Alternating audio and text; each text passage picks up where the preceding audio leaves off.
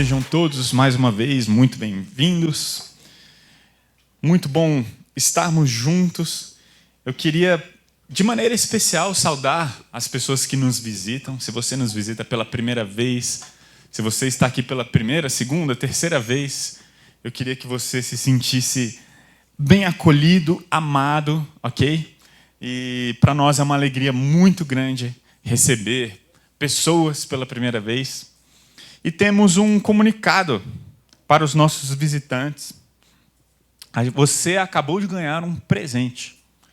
E aí você fala, que presente é esse que eu ganhei? Eu estou visitando. Eu quero o meu presente. Onde que eu pego? É muito simples, tá? Vai ter um QR Code aqui no final da tela. E aí você vai apontar os... Nossa, nós somos uma igreja bem tecnológica, percebeu, né? Viu? Tecnologia! Uhul! Então é o seguinte, vai ter um QR Code aqui, durante a pregação, vai aparecer algumas vezes, no final do nosso culto vai ter um QR Code. Então lá você vai falar, eu quero o meu presente. Sabe o que é o seu presente? Você ganhou um café top. Olha que legal, gente. Não é legal? Você ganhou um café. E além de um café, você ganhou um bate-papo maneiro, tá bom? Com quem você quiser dessa igreja. Ah, gente, fala a verdade. Esse é o presente de visitante mais original que você já viu na sua vida. É ou não é?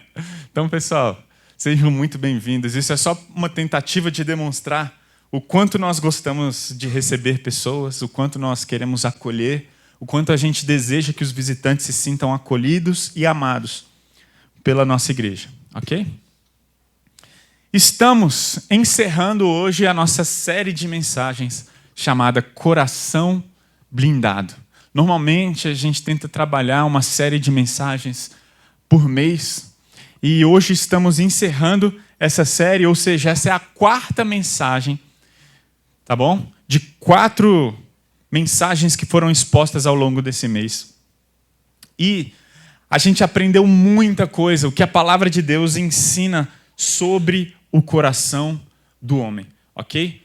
Descobrimos que a palavra de Deus diz que tudo aquilo que não é físico, ou seja, tudo aquilo que é imaterial, está debaixo da palavra coração.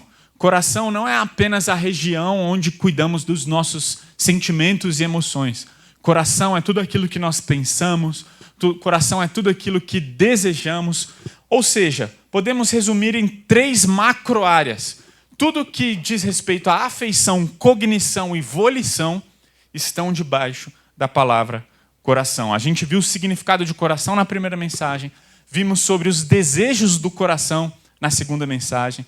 Na mensagem do domingo passado, vimos sobre os pensamentos do coração, a cognição do homem. E hoje veremos sobre esse aspecto da volição. O que é volição? São as decisões que a gente toma.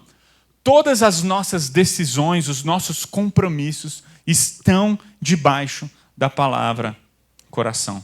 Ah, Alex, eu fiquei interessado em ouvir as outras mensagens. Vai lá no nosso canal no YouTube, vai no Spotify e lá você vai encontrar as mensagens que pregamos anteriormente. Ok? Agora, queremos deixar claro o seguinte: para ajudarmos as pessoas, nós precisamos conhecer o que está no profundo do coração delas. Então imagine uma pessoa que te procure e peça ajuda. Alex, eu estou tendo um problema na minha circunstância, nas minhas atitudes, nas minhas ações.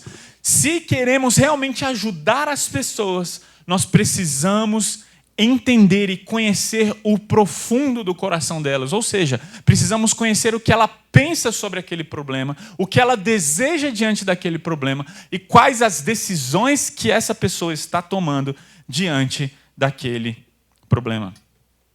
Por isso, para ajudarmos alguém, precisamos considerar as circunstâncias que ela está envolvida, o contexto onde aquela pessoa está inserida e também as respostas do coração daquela pessoa diante do problema. Ok? Então imagine comigo aqui um coraçãozinho bonitinho, e em volta desse coração um círculo. Ok? Então comigo, imagine que esse coração e esse círculo representem o contexto e as circunstâncias das pessoas, simboliza esse círculo. E o coração representa a resposta ao contexto de cada pessoa. Gente, as circunstâncias, onde as nossas circunstâncias, elas influenciam sim no nosso comportamento. Elas influenciam demais nas reações do nosso coração. E aqui eu vou trazer uma ilustração descrita por Dave Harvey no livro chamado Quando Pecadores Dizem Sim. Dave Harvey, ele contou que uma vez ele deixou o cortador de grama, ok? O cortador de grama dele na garagem com a tampa do óleo aberta. Então o filho dele um dia decidiu ser jardineiro, né? E ele pegou aquele cortador de grama e colocou na tomada. E quando ele colocou na tomada aquele cortador de grama, o que aconteceu? O óleo que estava dentro do cortador começou a vazar e foi para tudo quanto é lado e começou a sujar a garagem inteira. E aí fazemos a pergunta: por que saiu óleo e por que sujou a garagem inteira de óleo? Exato. Por vários motivos, certo? Vários motivos. Eu ouvi alguns aqui, rapidamente. Então, primeiro, porque ligou o cortador de grama. Certo? Por que vazou óleo? Porque ligou o cortador de grama. Se não tivesse ligado o cortador de grama, não teria vazado óleo. Segundo, porque a tampa estava aberta. Se a tampa estivesse fechada, se ele colocasse na tomada, não sairia óleo do cortador de grama. E terceiro e talvez o motivo mais óbvio, porque tinha óleo lá. Se não tivesse óleo, não sairia, não sujaria de óleo. Pessoal, o que eu quero mostrar? As nossas circunstâncias, elas não determinam o que fazemos, mas elas influenciam. Claro que elas influenciam, né? E a gente conversando nos grudes, grudes são os grupos pequenos dessa igreja que a gente se encontra durante a semana. E a gente estava conversando nos grudes, e em uma dessas conversas eu me lembro que a gente estava falando sobre como algumas circunstâncias mostram o nosso coração, né? Então, e eu lembro que eu comentei uma coisa. Eu sempre tive uma característica, né? Eu tenho vários defeitos, mas eu tenho uma coisa que é legal. Sabia que eu tenho pontos positivos também? Pois é. E eu sempre tive uma coisa, eu sempre fui muito altruísta. Eu sempre fui uma pessoa que tive uma tendência muito fácil de colocar o outro em primeiro lugar. Então, isso sempre foi uma característica minha. Gente, quando eu casei, eu descobri que eu era egoísta demais. Meu Deus, o casamento me fez perceber que eu era muito mais egoísta do que eu pensava, do que eu sonhava, do que eu imaginava. Eu não sabia que existia tanto egoísmo dentro de mim. Não sabia, até me casar. O que eu quero dizer com isso? O casamento é o contexto onde eu me inseri, né? E vale a pena, ok? Vale a pena, tá bom? Então eu me inseri nesse contexto, agora eu faço parte do time dos casados, até que a morte me separe, ok? Então eu faço parte desse time dos casados. E eu entrei para esse time e descobri que o meu coração tinha muito mais óleo do que eu imaginava. Talvez Por que eu não sabia que eu era tão egoísta? Porque não tinham colocado na tomada ainda. Entende? Ainda não tinham colocado na tomada, me colocado na tomada. Eu acho que eu nunca tinha passado por circunstâncias onde o motor tivesse ficado tão aquecido. Eu acho que é isso. Deu para entender? Então as circunstâncias, elas são importantes quando a gente quer ajudar alguém, mas precisamos nos atentar ao contexto, às circunstâncias, e precisamos nos perguntar quais têm sido as respostas do coração humano ao contexto. Ou seja, as circunstâncias influenciam o nosso coração e o nosso coração responde às circunstâncias e ao contexto onde estamos inseridos. Ok? Sempre que você quiser ajudar alguém, sempre que você quiser se ajudar, sempre que você quiser ser transformado, se pergunte qual é o contexto e como eu estou reagindo ou como a pessoa está reagindo ao contexto. Contexto e resposta, contexto e resposta, né? Então, fica fácil assim, falar contexto resposta. Então, e o coração, a resposta, ela pode ser dividida em 3 macro-áreas. Precisamos nos perguntar como respondemos cognitivamente, como respondemos afetivamente e como respondemos volitivamente. Quais têm sido os nossos pensamentos, os nossos desejos e os nossos compromissos e decisões, ok? Precisamos nos atentar. Se você quer ajudar uma pessoa, você precisa se atentar a isso, né? Gente, eu amo a palavra de Deus. E eu amo ter certeza de que a palavra de Deus, ela pode transformar o homem. Eu creio que o Evangelho de Jesus pode transformar o homem. E estudando sobre esse assunto, coração, eu tive a oportunidade de ler e ouvir muitas coisas sobre aconselhamento bíblico, ler muita coisa de aconselhamento bíblico. E é impressionante como existem histórias de pessoas que foram transformadas pelo Evangelho e pela palavra de Deus. Alguns casos de pessoas que você fala, cara, isso aí não tem jeito. Esse caso, isso aí não tem jeito. Pode pegar alguém especialista no assunto, que talvez nem esse especialista consiga. Gente, a palavra de Deus é capaz de transformar. Eu ouvi essa semana sobre uma pessoa com TCAP. Alguém sabe o que é TCAP? Transtorno de compulsão alimentar periódica. São pessoas que não conseguem parar de comer. Comem. Elas têm compulsão por alimentação. E eu te faço a pergunta, a Bíblia pode ajudar alguém dessa forma, que tem esse transtorno? Será que a Bíblia tem algo a dizer sobre isso? Será que a Bíblia é capaz de dar ferramentas para que essa pessoa seja transformada? E a resposta que eu quase que retórica é sim. Entretanto, eu quero mostrar para vocês que existem 2 maneiras de responder a essa pergunta. Existe um sim simplista e existe um sim profundo. Ok? E, para mim, esse é um dos grandes problemas da igreja, de como a igreja lida com a resolução de problemas. Porque, normalmente, a igreja fala apenas do sim simplista. Por exemplo, a palavra de Deus pode transformar uma pessoa com TCAP, transtorno compulsivo de alimentação periódico? Sim. E aí o sim simplista é, sim, fala para ela que ela precisa parar de adorar a comida. Ela está adorando a comida ao invés de adorar a Deus. Sim. Fala para ela que glutonaria é pecado. Sim. Uma das características do fruto do Espírito é o domínio próprio. Gente, se você falar isso para uma pessoa com esse transtorno, você só vai desmotivá-la. Então, é um sim simplista. Existe alguma não verdade aqui? Não. Isso é verdade. Ela está adorando a comida.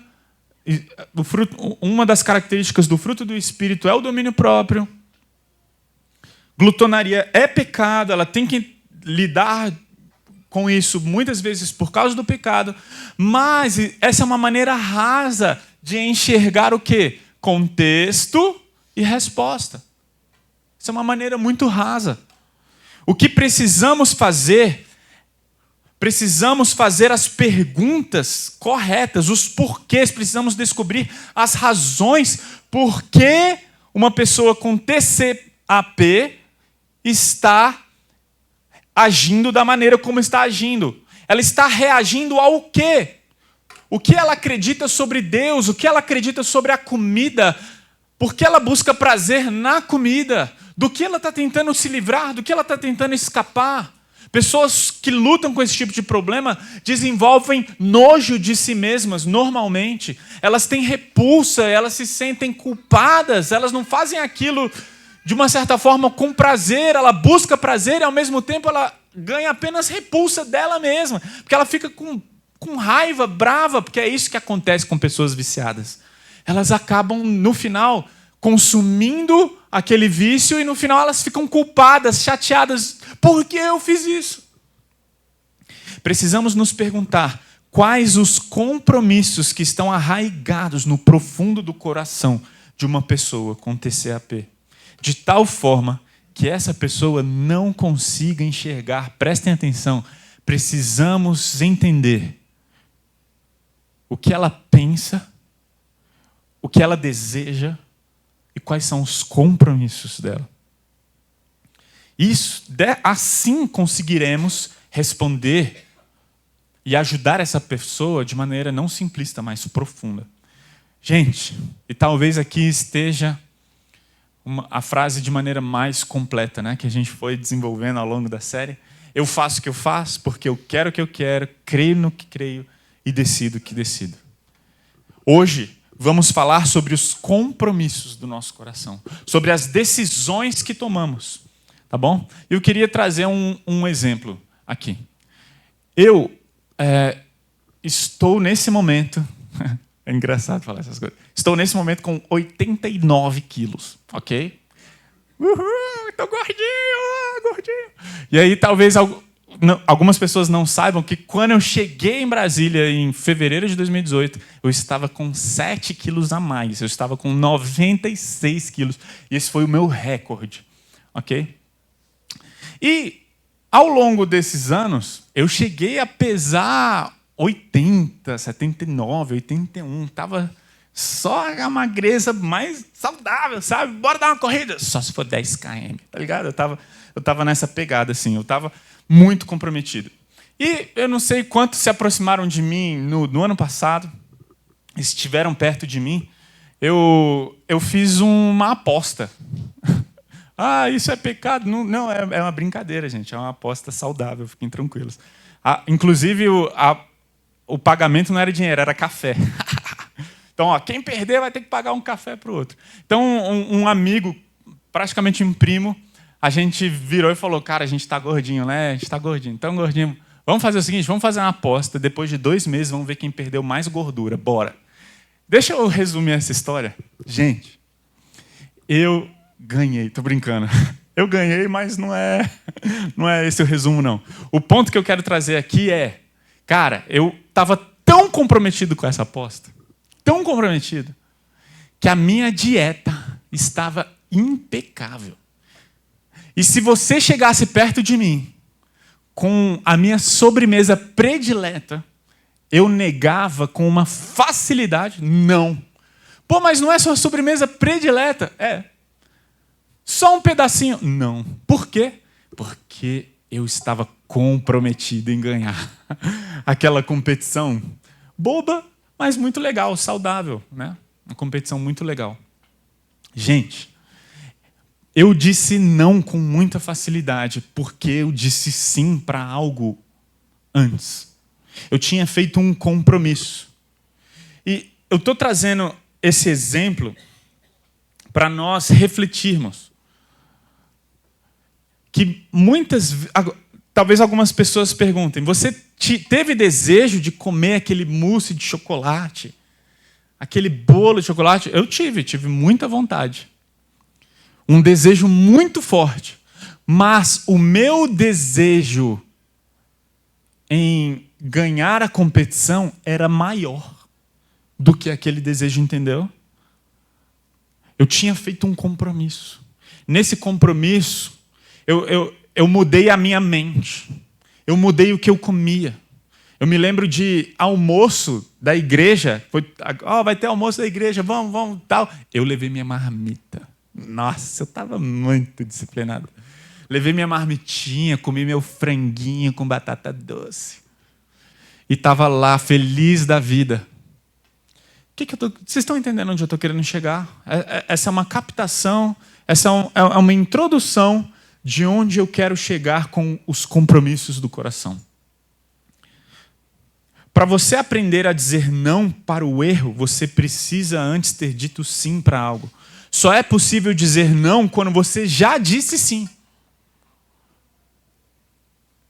Não tem como uma pessoa ser transformada se não trabalharmos nessa pessoa que deseja a transformação, o que ela pensa, o que ela deseja e quais são os compromissos e as decisões que ela toma no dia a dia, as pequenas e as macro decisões.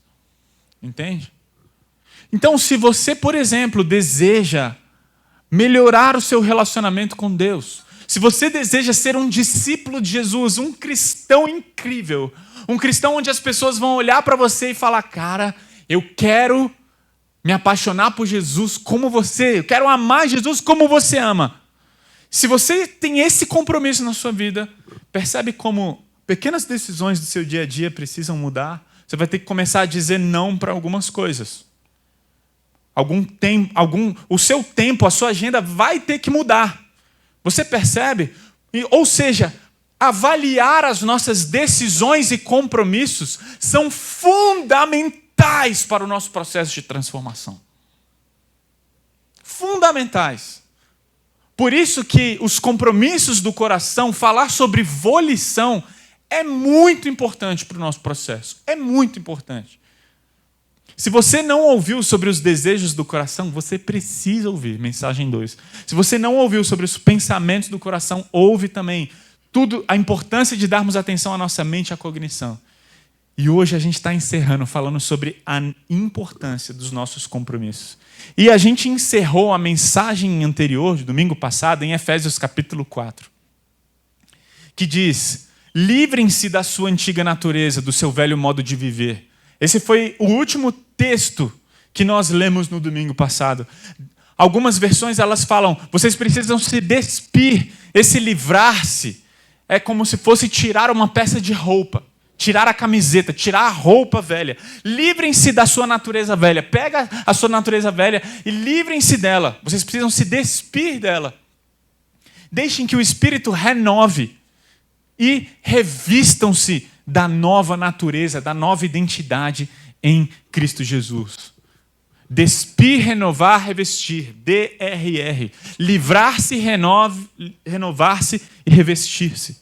Ou seja, LRR. Não é possível dizer não para algo, não é possível você se livrar da antiga natureza pecaminosa se antes você não fizer um compromisso com Cristo Jesus.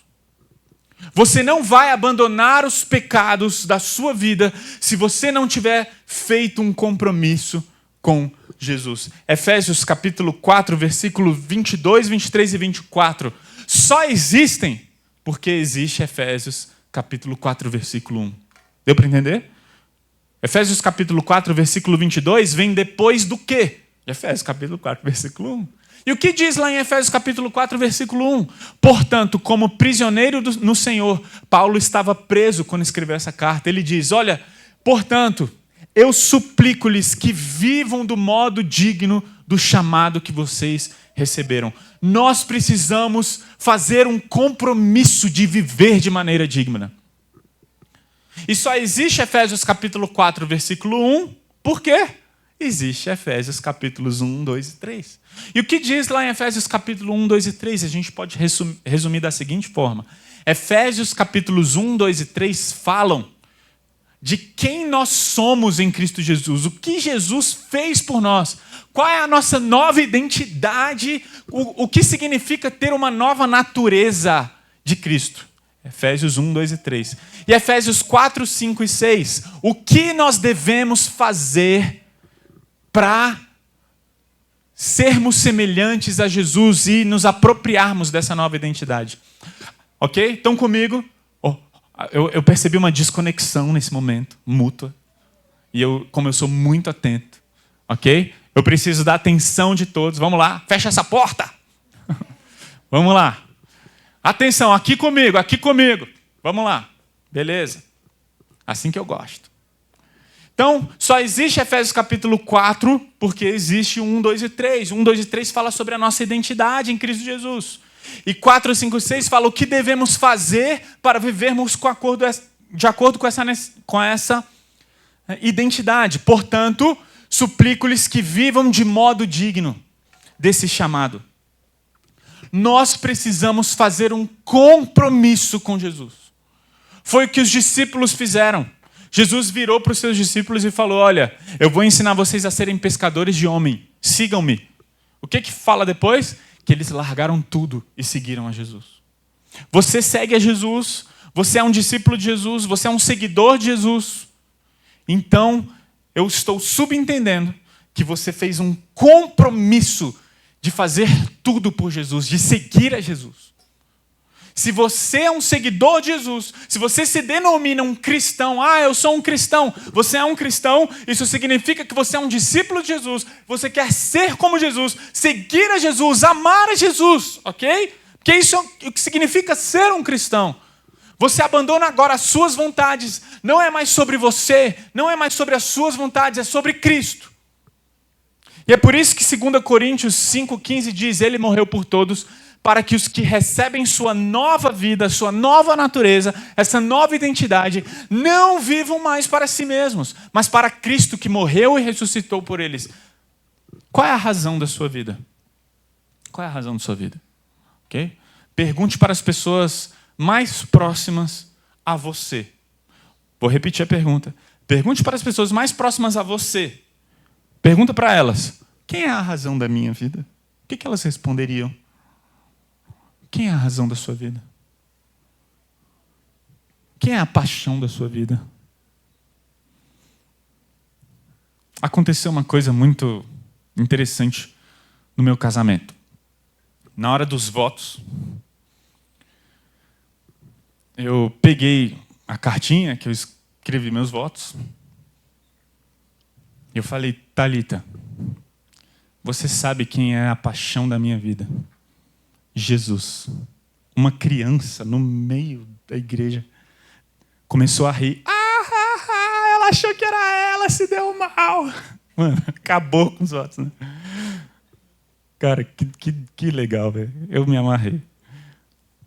Fato é, só trouxe essa ilustração só para quebrar o gelo e para vocês se conectarem comigo e para dizer uma coisa, pessoal. Quem é a razão da sua vida?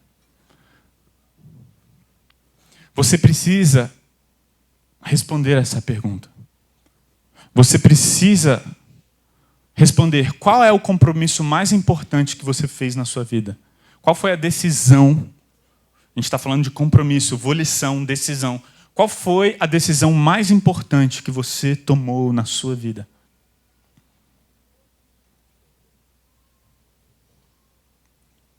Você precisa entender que se Cristo Jesus não for o centro, algo precisa ser reajustado. E eu quero te dizer por quê. Uma vez, hoje eu estou cheio de história, né? Uma vez, eu estava trabalhando lá em São Paulo. Eu fazia parte de uma equipe pastoral de 11 pastores de tempo integral. Era uma igreja muito grande. E era uma quarta-feira à tarde. O telefone da secretaria da igreja tocou, a secretária atendeu. E aí ela me ligou. Eu estava na minha sala, ela me ligou no meu telefone e falou, Alex, tem uma pessoa desesperada aqui no telefone querendo falar com um pastor. E só tem você de pastor hoje aqui. Eu acho que isso nunca aconteceu em todos os anos que eu trabalhei lá. Só tem você hoje aqui. Eu, quê? Ele quer falar com um pastor, você é o único pastor, vou passar para você. Eu, passa aí. E peguei o telefone, alô. E aquela pessoa começou a falar com uma voz super esquisita. Alô. Eu achei que era trote. Falei, mano, tem alguém... Gente, pensa, uma equipe de 11 pastores, galera super zoeira. Falei, tem alguém...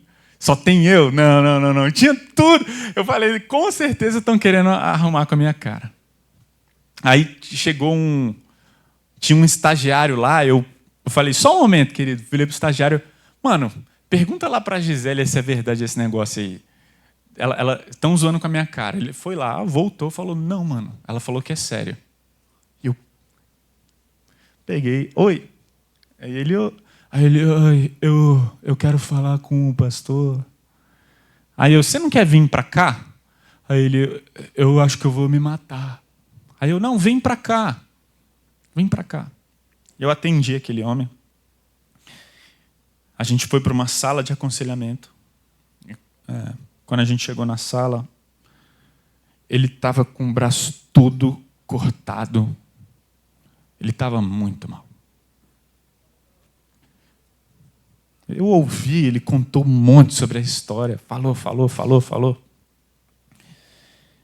E quando eu acabei de ouvir, eu falei, existe esperança para você. Eu creio que Deus pode transformar a sua vida. A gente orou, eu falei do Evangelho, ele se emocionou e eu passei uma tarefa para ele. Eu falei, todas as vezes que você tiver na sua mente um desejo de se matar, porque ele falou, a qualquer momento eu vou me matar.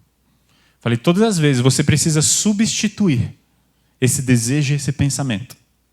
Então vamos ser práticos. Você vai ler Efésios 1, 2 e 3, sem parar. Todas as vezes que você estiver com desejo de se matar, você vai pegar a Bíblia e você vai ler Efésios 1, 2 e 3. Isso era uma quarta. Eu passei essa tarefa para ele. Na sexta, e eu marquei, na próxima quarta a gente se vê. Beleza. Na sexta-feira, perto das 6 horas da tarde, meu telefone pessoal toca. Era o Caio, esse rapaz. E ele começou a gritar de felicidade. Alex, eu entendi. E você entendeu o quê? Quem é? É o Caio. Te encontrou na quarta. Eu entendi. Você entendeu o quê, Caio? Eu entendi o que Jesus fez. Eu ia morrer, mas Jesus morreu no meu lugar. Eu entendi. Ele ficava falando, eu entendi. Cara, que emoção. E ele começou a falar, eu quero Jesus mais do que tudo. Eu quero Jesus mais do que tudo. Eu creio. Eu quero Jesus. E ele chorava e falava, eu quero. Eu quero mais do que a minha esposa, eu quero mais do que os meus filhos, eu quero Jesus mais do que tudo. E eu, cara, que legal. Aí ele só tem uma dúvida, qual? Eu sou predestinado? Aí depois a gente conversa disso. Achei um barato. E eu encontrei ele na outra quarta. Ele estava mal. Estava bem mal.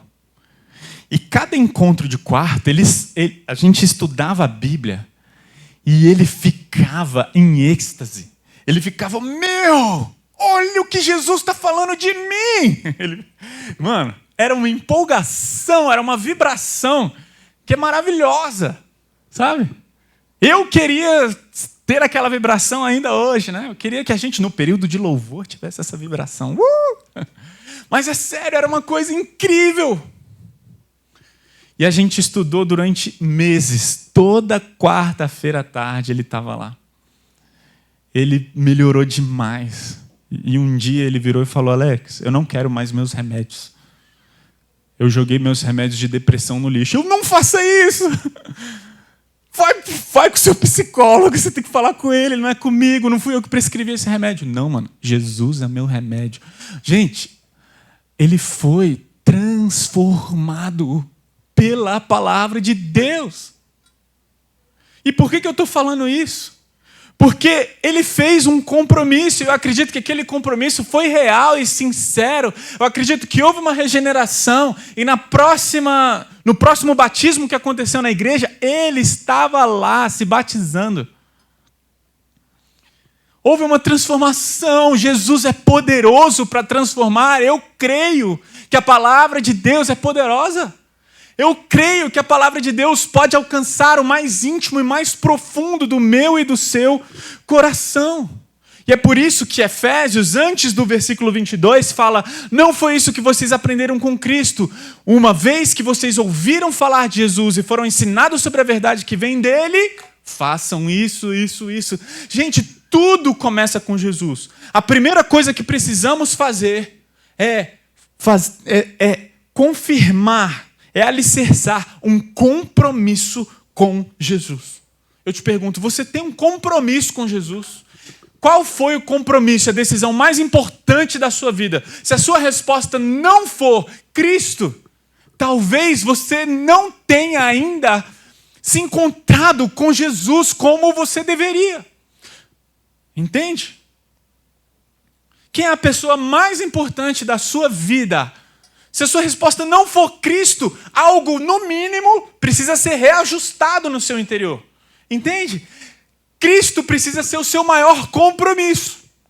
E uma vez feito esse compromisso com Cristo, aí sim podemos falar sobre abandonar pecados, abandonar coisas erradas na nossa vida. A primeira coisa é o nosso compromisso com Cristo. A segunda coisa é se comprometer com o que Ele pediu. E aí eu te pergunto, o que Cristo pediu de nós? O que Cristo pediu de nós? Para que a gente se parecesse com Ele. Nossa, que tarefa difícil. E vem milhares de coisas na minha cabeça. Eu queria pregar 2 horas, mas eu não vou fazer isso. Para o seu bem, para o bem do nosso almoço, para que você volte no próximo domingo. Cara, eu tenho tanta coisa para falar. Gente, a tarefa dada por Deus para nós, ela é de um nível de comprometimento absurdamente alto. E às vezes a gente se esquece disso. E isso é um problema que eu tenho com a igreja e cristãos. O que Jesus pediu para nós não é algo fácil. Jesus, ele falou, olha, eu quero que vocês se pareçam comigo. Gente, que alvo! Que alvo!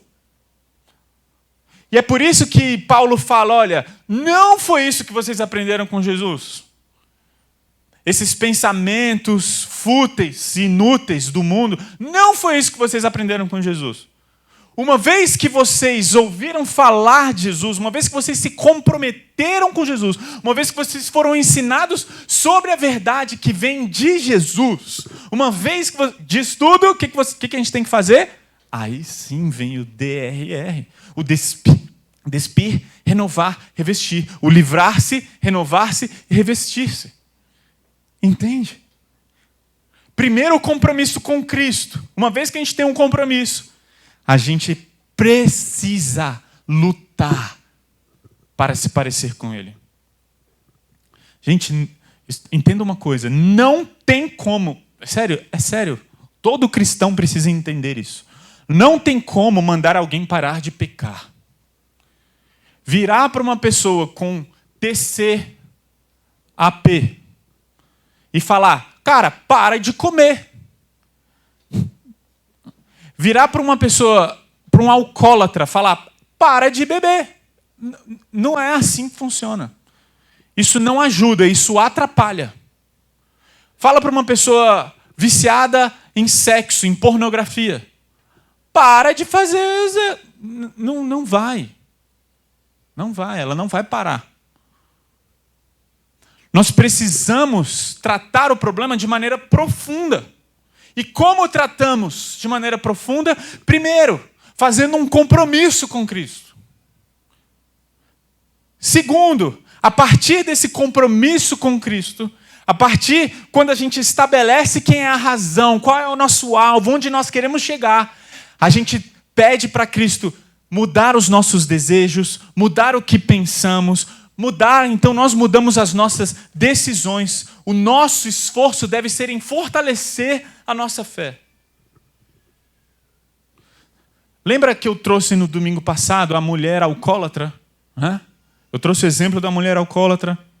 Ela deveria parar de ter prazer no álcool. Ela deveria parar de planejar beber. Agora, não é só isso. Ela precisa colocar no lugar desse desejo um outro desejo. Ao invés de ter prazer pelo álcool, ela precisa substituir esse prazer por outro prazer. E a gente vê na palavra de Deus que devemos substituir os nossos desejos pelo desejo de ser como Cristo, pelo desejo de ter uma natureza igual à de Cristo Jesus, verdadeiramente justa e santa. Sabe? A gente precisa se livrar da antiga natureza que tem desejos corrompidos e colocar uma nova natureza com desejos justos e santos, pensamentos justos e santos. Aquela mulher deveria trocar sua satisfação pelo álcool pela satisfação em Cristo. Ela deveria parar de planejar em como ela iria adquirir álcool e começar a planejar como ela iria ter encontros com Jesus. Como que ela ia gastar o tempo dela agora se relacionando com Cristo. E existe aqui um grande problema, porque quando a gente fala assim, a solução para o nosso problema é o Evangelho. Talvez algumas pessoas subentendam que devemos ser passivos na luta contra o pecado. Deu para entender o que eu estou falando aqui? Olha só, vou tentar me fazer mais claro. Tem muitas pessoas que se comprometem com Jesus, mas estão lutando contra o pecado de forma passiva. A pergunta é, o que você tem feito a respeito do seu pecado? E tem muitas pessoas que falam, eu estou orando. E eu não estou diminuindo o papel da oração. A gente vai ver que existe uma importância fundamental da dependência do Espírito Santo, que eu acredito que é isso que a palavra de Deus fala sobre oração. Mas, aqui no Novo Testamento, os mandamentos não possuem Deus como sujeito das ordenanças. As ordenanças são para nós somos o sujeito da ação. Ou seja, nós precisamos abandonar o nosso pecado. Quem tem que se livrar da antiga natureza não é Deus. Quem tem que colocar uma nova natureza que agrada ao Pai, somos nós. Nós não lutamos de forma passiva. Boa parte dos cristãos estão achando que Deus vai obedecer por nós. Agora a gente precisa fazer uma distinção aqui, ok? Quando você chegar diante de Deus, um dia a gente vai estar diante de Deus. Ok? Vai ser o melhor dia da nossa vida. O dia que Jesus voltar, vai ser o melhor dia da nossa vida. E quando a gente estiver diante de Deus, ok? E Deus, se Deus fizesse uma pergunta, é só para me fazer claro aqui. Se Deus fizesse uma pergunta, por que você pode ou merece morar comigo por toda a eternidade? Se você responder, porque eu lutei contra o pecado. Resposta errada. Resposta errada. Nós só somos aceitos por causa da obediência de Cristo. Ok? Nós somos aceitos por Deus porque Jesus obedeceu. Porque Ele pagou os nossos pecados na cruz. Nós só somos aceitos por Deus porque Jesus cumpriu a lei. Porque Jesus pagou o preço, recebeu a punição do nosso pecado, as consequências do nosso pecado caíram sobre Cristo Jesus. Isso é salvação pela graça. Agora, a santificação é por esforço? Não, mas não é passiva. Cara, é difícil às vezes de entender isso. Não é simples entender isso, mas precisamos entender isso. Nós não lutamos contra o pecado esperando que Deus mude os desejos do meu coração. Eu amo desejar vários tipos de mulheres. Eu amo desejar mulheres. E eu estou orando, falando, Deus, tire esse desejo do meu coração. Não é isso que a Bíblia ensina. Não é isso que a Bíblia ensina. Precisamos refrear, mortificar, fazer morrer esses desejos. A gente vai ver aqui. William Arnold, ele diz, a diferença entre um homem não convertido e um convertido não é que um tem pecado e o outro não tem nenhum, mas que um toma parte dos seus pecados contra um Deus temível e o outro toma parte com Deus reconciliando contra seus pecados odiosos. A diferença de um cristão e um não cristão é que o não cristão, ele ama o pecado. E uma pessoa regenerada, ela odeia o pecado, não apenas as consequências do pecado. Um alcoólatra que não tem Jesus, ele quer parar de beber por causa das consequências daquele pecado. Agora, uma pessoa que ela ama Jesus, ela sabe que Jesus morreu na cruz por causa daqueles goles. Uma pessoa que quer parar de ser irada sabe que a sua ira que levou Cristo Jesus para a cruz. Agora, precisamos entender que a nossa luta contra o pecado não é passiva. Paulo falou, olha, em minha segunda visita até vocês, eu já adverti aqueles que estavam em pecado. Você vê, Paulo ia fazer umas visitinhas na igreja, né? Você acha que era só uma visitinha, vamos tomar um café, que legal, Paulo está aqui, vamos ouvir a Bíblia. Paulo ele virava e falava, estou sabendo de pecado que tem aqui no meio dessa igreja. E eu vou falar nome por nome. Imagina. Já pensou se eu fizesse isso aqui? Ainda bem que foi Paulo. Né? Vamos falar nome por nome. Eu só não faço isso porque teriam que falar dos meus também. E está todo mundo num processo de transformação. Mas o ponto é, por que eu estou fazendo essa brincadeira aqui com o texto e o contexto de Paulo? Porque Paulo ele levava a sério esse negócio de advertir a igreja. E às vezes eu sinto que muitos cristãos acham que devemos colocar panos quentes. Não, deixa que a obra é de Jesus. Não, nós temos parte nessa obra de santificação da vida do nosso irmão. Nós temos parte. E Paulo, ele sabia disso e ele ia lá para advertir. Olha, tem um tempão que eu não vejo vocês. Ai, que bom ver. Mas deixa eu falar. Entende? Agora, olha o versículo 5. Paulo fala, olha, examinem a si mesmos, verifiquem se estão praticando o que afirmam crer. A fé, ela é prática. Nós precisamos examinar a fé e, além disso, precisamos praticar a fé. Por quê? Porque temos uma identidade em Cristo Jesus. Não podemos dizer para o mundo que somos cristãos e viver da maneira como a gente bem entende. Olha, eu tenho pensamentos pessoais sobre o que é sexo, onde o sexo pode, de que maneira o sexo pode. São minhas opiniões. Eu sou cristão, eu vou na igreja, mas são minhas opiniões. Nessas opiniões ninguém se mete. Não pode, não pode. Precisamos nos alinhar ao que a palavra de Deus diz. Olha, Alex, eu tenho as minhas opiniões. Você está entendendo? Sobre determinados assuntos. E a gente começa a achar que a gente pode se dizer cristão e viver como bem entendemos. Mas não podemos, não existe autorização para isso.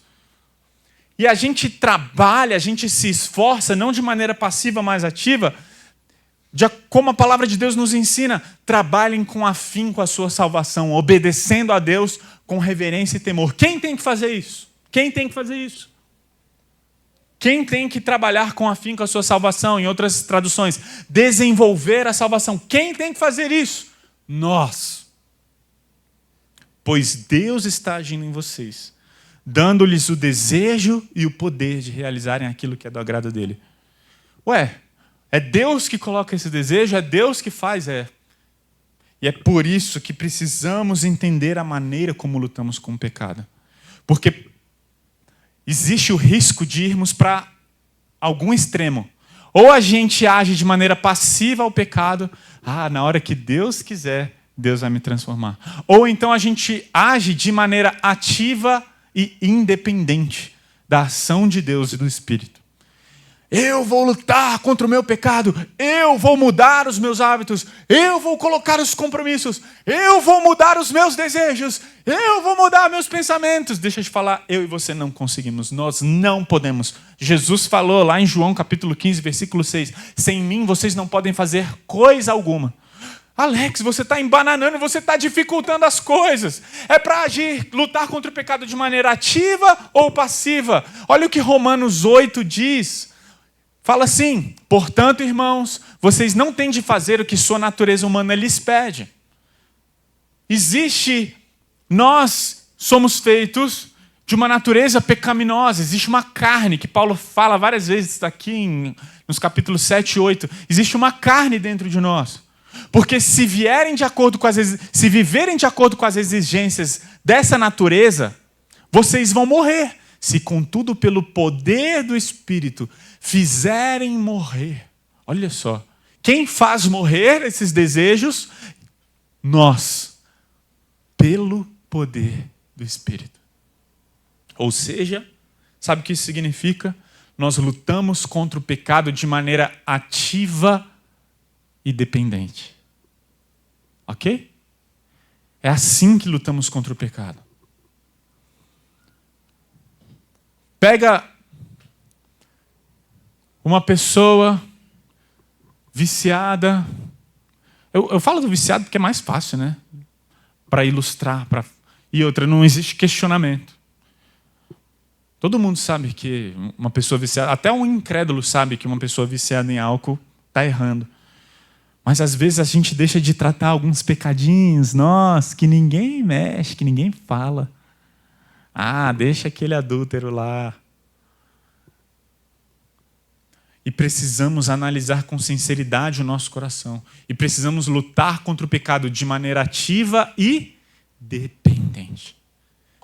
Nós nos esforçamos, nós fazemos morrer as obras do corpo pelo poder do Espírito, não é pelo meu e o seu poder.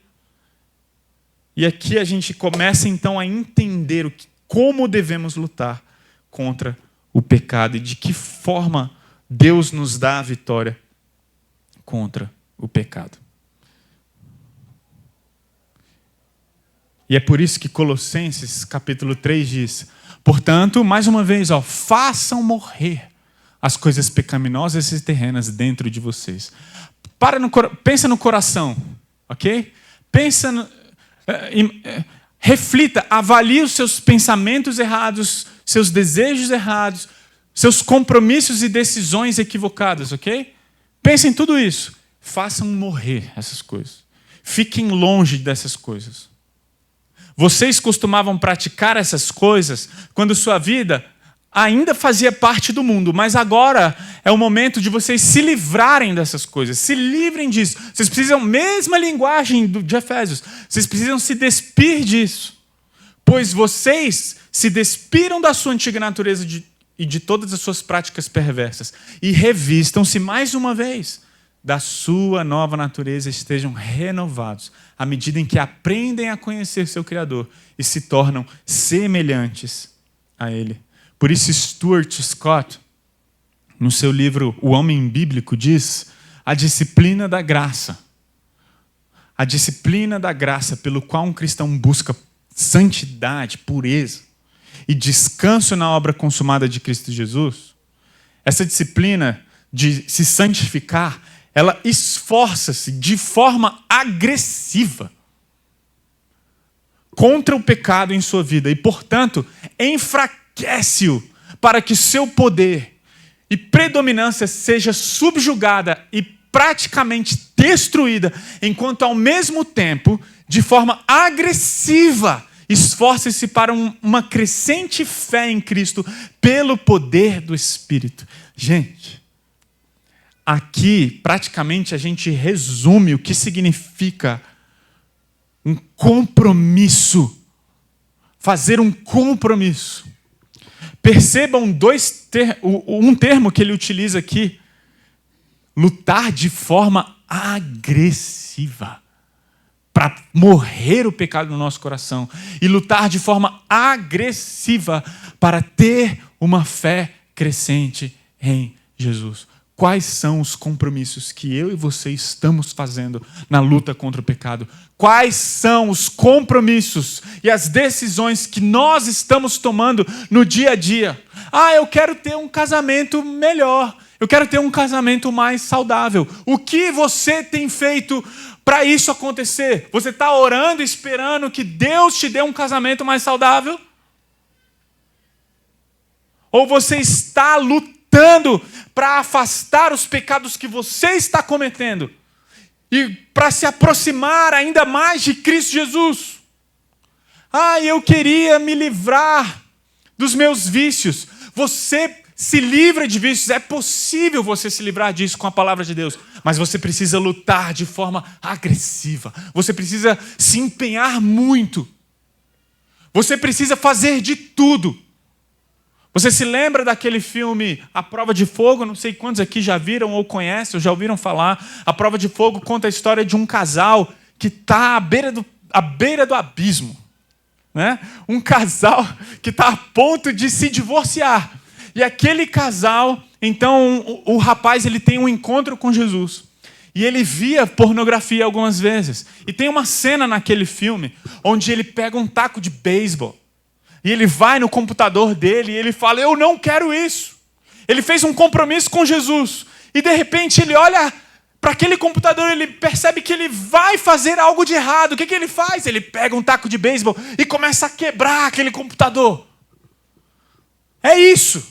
É isso que Jesus estava falando sobre, se o teu olho direito te faz pecar, arranque-o, lança-o fora. É isso que Jesus estava dizendo. Precisamos ter um empenho maior. Por quê? Porque o nosso compromisso é alto e a nossa meta extremamente elevada. Precisamos lutar da forma correta. Como? Nos esforçando de maneira ativa e dependente do Espírito, dependente de Deus, se relacionando com Deus. Você não vai se livrar do seu pecado. Você vai ser um cristão preso e escravo no seu pecado para o resto da sua vida, se você não se esforçar e fizer algo. Mas tem algo muito bom. Calma. É a parte da dependência do Espírito Santo. Porque o mesmo poder que ressuscitou Jesus dos mortos é o poder que vai nos capacitar no processo da luta contra o pecado. Por isso que Hebreus diz, olha, uma vez que estamos rodeados de tão grande multidão de testemunhas, livremo-nos de todo o peso que nos torna vagarosos e do pecado que nos atrapalha. E corramos com perseverança a corrida que foi proposta diante de nós. O que a gente precisa fazer? Mantenhamos o olhar firme em Jesus, o líder e aperfeiçoador da nossa fé. Por causa da alegria que o esperava, ele suportou a cruz, sem se importar com a vergonha. Agora ele está sentado no lugar de honra à direita do trono de Deus. Pensem em toda a hostilidade que ele suportou dos pecadores. Desse modo, vocês não ficarão cansados nem desanimados. Afinal, ainda não chegaram a arriscar a vida na luta contra o pecado. Em outras versões, na NVI fala, vocês não chegaram ao ponto de derramar o próprio sangue na luta contra o pecado. Devemos nos esforçar com os olhos fitos em Jesus, porque Ele venceu a morte, Ele venceu a cruz, e temos a certeza que podemos abandonar o pecado, porque Ele vai nos capacitar. Aquele que começou a boa obra, Ele é fiel e justo, e Ele vai completar essa obra até a volta de Cristo Jesus. Precisamos sim nos esforçar na certeza de que a graça que nos regenerou e nos salvou é a graça que vai nos capacitar a lutar contra o pecado e a nos fazer mais parecidos com Cristo Jesus. Você não está lutando sozinho.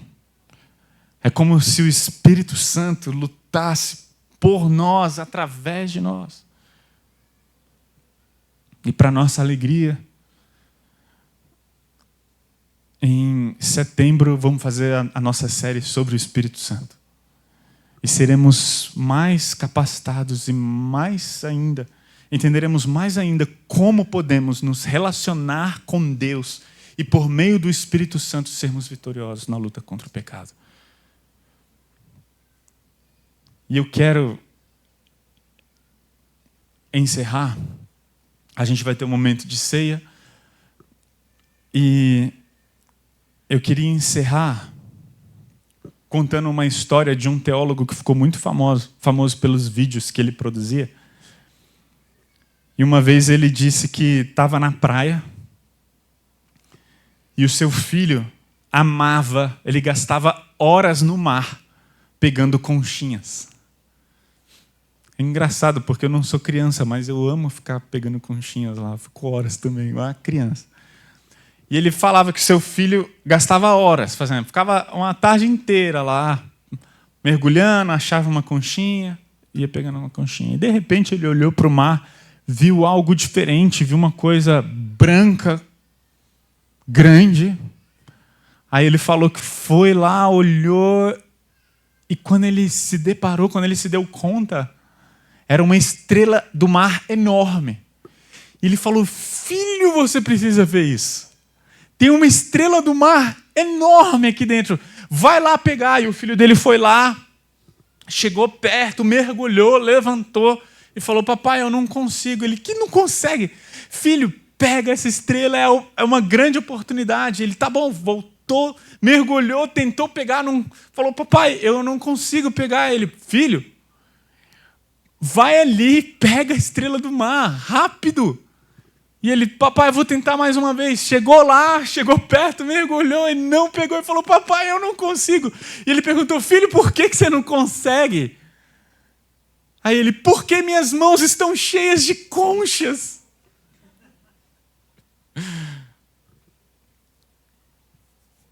Para ele pegar a estrela do mar, ele vai ter que abrir mão das conchas. Para você dizer não para algumas coisas na sua vida, você vai ter que aprender a dizer sim para algo. Você só consegue dizer não para o pecado quando você já disse sim para Cristo, para Deus. Quando você já fez um compromisso com Cristo. Você não vai, muitas vezes, conseguir dizer não para um bolo de chocolate. Não tem nenhum problema comer um bolo de chocolate. Inclusive, estou comendo bolos de chocolate. Me dê um bolo de chocolate. Tá? Mas se você não deve comer um bolo de chocolate, você não vai conseguir não comer se você não tiver feito um compromisso antes. Você não vai conseguir resolver os seus problemas conjugais. Você não vai. Não vai.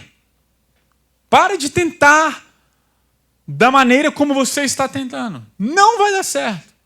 Você vai ter que fazer um compromisso com Cristo. Você vai ter que tomar decisões reais de mudança, mudar os desejos do seu coração, mudar a maneira como você pensa sobre o seu casamento, mudar a maneira como você pensa sobre o seu cônjuge, mudar a maneira como você pensa sobre os problemas do seu casamento. Você não vai abandonar os seus vícios. Não vai. Enquanto você não fizer um compromisso, não mudar a maneira de pensar diante daquela situação, não vai. A boa notícia é que Cristo Jesus morreu não apenas para nos levar para o céu. Jesus morreu para nos fazer parecidos com Ele. E o poder que nos salvou, a graça que nos salvou, é a mesma graça disponível para nos transformar e nos fazer semelhantes a Cristo. Vocês sabem que eu acho essa mensagem extremamente prática. Né? Eu não sei o que você vai fazer depois dela. Só queria te dar uma sugestão. Vá para casa e sabe igual meta que eu falei, por exemplo, eu estou acima do peso. Aí você vai lá e coloca onde eu quero chegar, né? Peso tal. Para eu chegar em peso tal, o que eu preciso fazer? Isso. E eu acredito que dessa forma a gente se esforça dependente de Deus. A gente vai se esforçar, a gente tem que lutar. Então, coloca, por exemplo, poxa, eu quero abandonar esse pecado. Por exemplo, entendeu? Isso aqui é algo que eu quero mudar na minha vida. Coloca lá. Aí você não vai colocar apenas abandonar o pecado. Lembra o DRR? Você tem que colocar o seu alvo. Como você quer se comportar. Consegui me fazer claro aqui? Porque é diferente. Você não está lutando apenas para parar de pecar. Você está lutando para se parecer com Jesus e fazer o certo no lugar do erro. Então você vai colocar lá, pô, quero tratar melhor minha esposa, tenho tratado mal minha esposa. Mano, o que você vai fazer? Segunda, vou fazer um bolo de chocolate. Você está entendendo? É mais ou menos isso, velho. E aí a gente faz isso dependente do Espírito Santo. Alex, o que isso significa? Que durante o bolo de chocolate você vai falar, Senhor, abençoe. Não, não é bem isso. Pode cantar enquanto você prepara o bolo. Mas sabe o que você vai fazer? Você vai orar falando, Deus, eu estou fazendo a minha parte, mas se o Senhor não fizer, eu posso fazer o melhor bolo de chocolate do mundo, que não vai dar certo, eu preciso da sua ação. Isso é depender. Entende? Você se esforça, você faz, você planeja, falando, Senhor, se o Senhor não me ajudar, se o Senhor não fizer, eu estou encrencado. Isso é se esforçar com dependência, ok? Então pontue, chega em casa. Então essa é a tarefa que a gente tem para essa semana. Apresente para os membros da sua igreja, apresente para o seu cônjuge, apresente para a sua família, apresente no grude, tá bom? Seu planejamento de transformação pessoal. Mas é isso, dessa forma a gente pode se ajudar, entendeu? Dessa forma a gente consegue estabelecer alvos, porque a gente não pode lutar contra o pecado de maneira passiva. Ora para eu abandonar o meu pecado? Não. Se a gente entendeu o que essa mensagem acabou de falar, isso é lutar de maneira passiva. Não é isso. Não é só isso. Entende? E às vezes eu percebo que eu erro nisso. E eu percebo que a nossa igreja erra nisso. Que a gente deveria ser mais prático. Né? Tá bom? Então é isso, queridos. Amo vocês.